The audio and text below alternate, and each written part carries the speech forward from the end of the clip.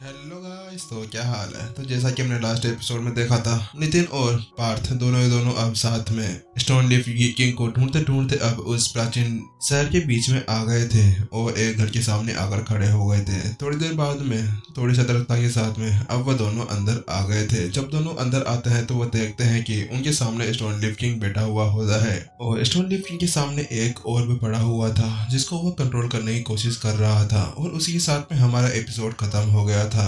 Stone leaf king अभी उस ऑर्ब को अपने कंट्रोल के अंदर करने की कोशिश कर रहा था, उसके अंदर अपनी एनर्जी को डालते हुए। लेकिन स्टोन लीफ किंग कितना ज्यादा शक्तिशाली था उतना ही ज्यादा ऑर्ब भी था। वह अपने आप को बचाते हुए अपनी ही जगह पर घूमता जा रहा था और उसके अंदर से समय समय पर बिजलियां बाहर निकल रही थी। अगले ही पल स्टोन लीफ किंग द्वारा उसके अंदर शक्ति डालने की वजह से वह लाइटनिंग ऑर्ब पूरी तरह से असंतुलन हो गया और उसके अंदर से बहुत सारी बिजलियां निकलकर ऊपर की तरफ जा पड़ी और एक बड़ा सा विस्फोट हो गया और आसमान के अंदर बहुत सारी बिजलियां कड़कने लगी। वहीं दूसरी तरफ स्टोन लीफ किंग को इस तरह से ऑर्ब को अपने कंट्रोल के अंदर करते हुए देख पार्थ की आंखें फटी की फटी रह गई। उसने मन ही मन में सोचा, ये लाइटनिंग ऑर्ब है। पार्थ ने जल्दी से नितिन को टेलीपैथिक संदेश के द्वारा समझाया, प्रिंसिपल नितिन, ये लाइटनिंग एलिमेंट का ऑर्ब है। जब नितिन ने उस नाम को सुना तो वो कंफ्यूज हो गया, क्योंकि आखिरकार उसने आज तक उसके बारे में नहीं सुनी थी। यहाँ तक कि उसने मास्टर टीचर एकेडमी की लाइब्रेरी को पूरी तरह से पढ़ लिया था, लेकिन उसके बाद में भी उसके अंदर भी उसके बारे में कोई जानकारी नहीं थी।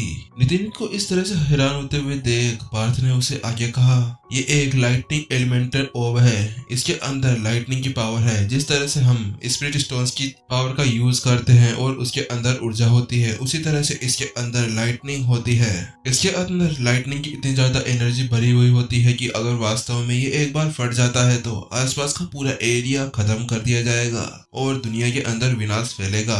उसने नितिन को और भी आगे समझाया, लाइटनिंग ऑर्ब इतनी आसानी से नहीं मिला करता। लाइटनिंग ऑर्ब उसी जगह पर मिलता है जहाँ पर ज्यादा ठंडर होती है।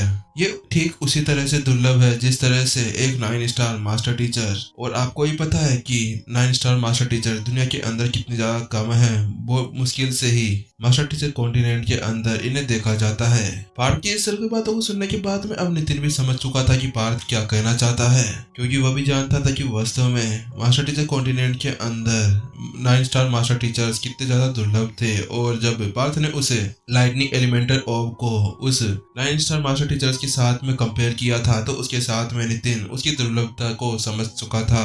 अगर किसी ने भी इस ऑर्ब के ऊपर अपना कंट्रोल पा लिया तो उसके साथ में उसके पास में अब इलेक्ट्रिक थंडर की पावर भी आ जाएगी और फिर उसका मुकाबला करना बहुत ही ज्यादा मुश्किल हो जाएगा। ये एक फॉर्मेशन की तरह काम करता है। ये अपने आसपास में फॉर्मेशन बना लेता है जिसके अंदर कोई भी आएगा तो वो बच नहीं पाएगा।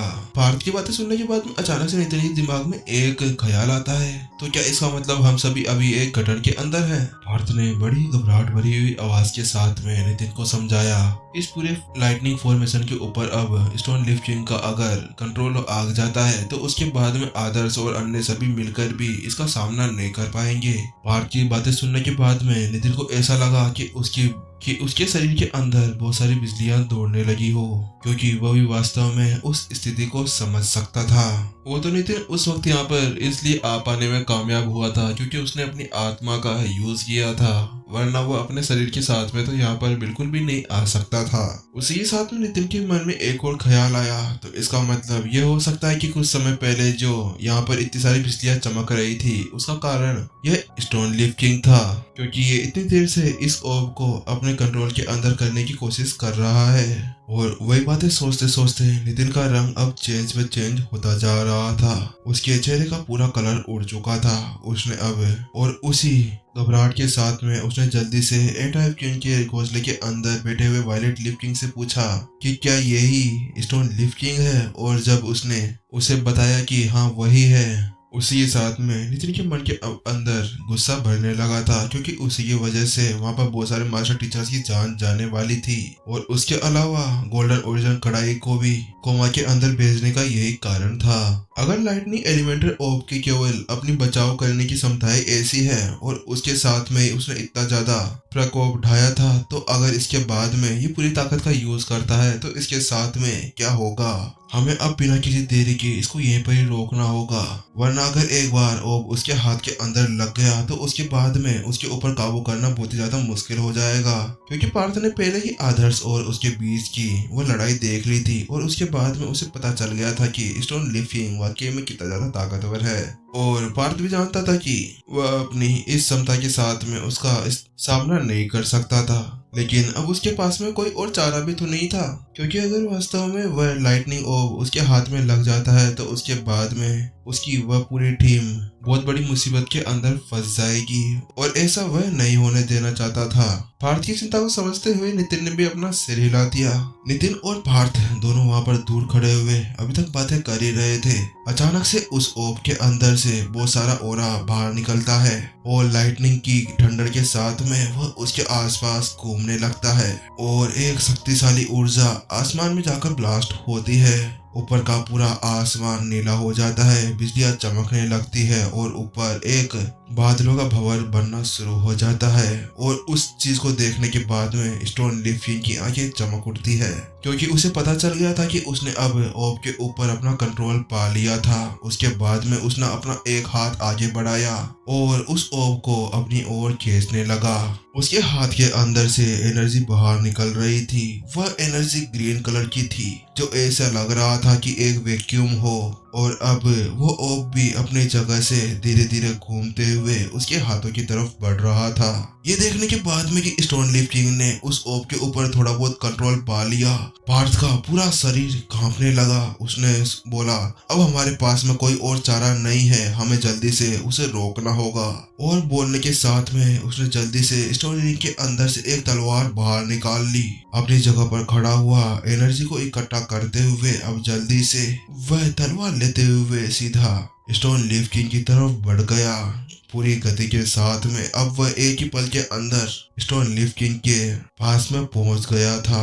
ऐसा लग रहा था कि वह किसी भी पल उसके दिल के अंदर वह तलवार घुसा देगा। वहीं दूसरी तरफ पार्थ को ऐसा करते हुए देख नितिन के होश उड़ गए। उसने ऐसा नहीं सोचा था कि पार्थ बिना कुछ सोचे समझे और बिना कुछ प्लान बनाए सीधा उसके ऊपर अटैक करने चला जाएगा।